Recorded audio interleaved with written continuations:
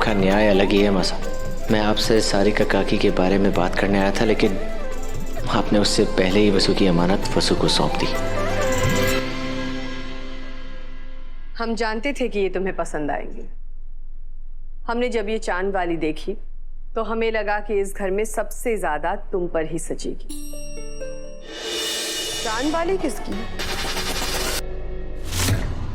इन्हें पता चल गया कि यो मैंने नौकरानी से छीना है तो यो बवाल कर देवेगी। मारिए मारिए भाभी साहब। सारिका, इस घर के हर एक गहने के बारे में हमें पता है। तुमने ये कब खरीदे? ऑनलाइन खरीदी भाभी साहब, कल रात। और देखिए ना, आज आ भी गई। हाय मारा राम जी, कहीं फ्री वाला माल भाभी साहब खुद ना रख ले वे। ऐसा और झूठ बोल देती हूँ। लेकिन भाभी साहब, इसकी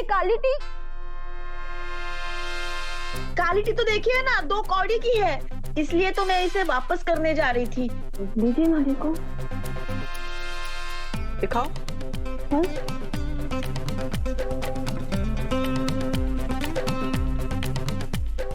क्वालिटी तो अच्छी है, हमें अच्छी लगी। वापस करने की जरूरत नहीं है, इसे हम रख लेते हैं। किसका डर था वही हुआ। अब इसे कैसे वापस ले लूं मैं? और मेरी चांद। अरे नहीं भाभी साहब, यो मंगल बाजार वाली आइटम रहती है ना, वैसी दिख रही है, आप पर ना जचेगी। वो तुम हम पे छोड़ दो।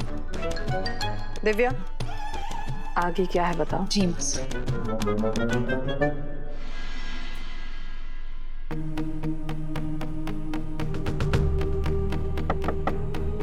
देवी हुकुम, आपने हमारे को बुलाया? हाँ, यहाँ आओ।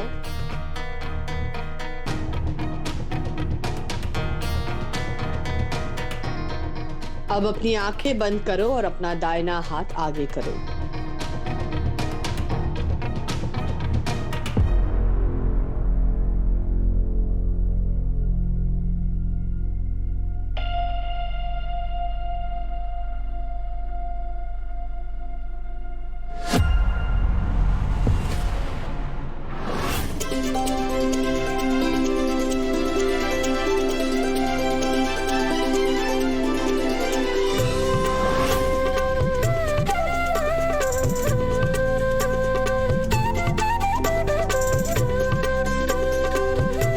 आज सुबह तुमने एक पुरानी याद खो दी थी, इसलिए तुम्हारे लिए ये नई याद लेके आया।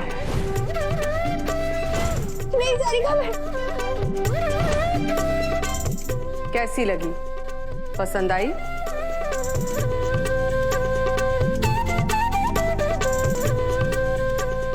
आपका न्याय अलग ही है मसा। मैं आपसे सारिका काकी के बारे में बात करने आया था, लेकिन आपने उससे पहले ही वसु की अमानत वसु को सौंप दी। हम जानते थे कि ये तुम्हें पसंद आएंगे। हमने जब ये चांद वाली देखी तो हमें लगा कि इस घर में सबसे ज्यादा तुम पर ही सचेगी। कल सारिका ने जिस तरह से तुमसे बात की, जिस तरह से तुम्हारे साथ व्यवहार किया, वो सही नहीं था। उसे ऐसे लड़के वालों के सामने तुम्हें नीचा दिखाने का कोई हक नहीं है। ये तोहफा हमारी तरफ से सॉरी समझना। देवी हुकुम, ये तो हमारे लिए आपका आशीर्वाद है।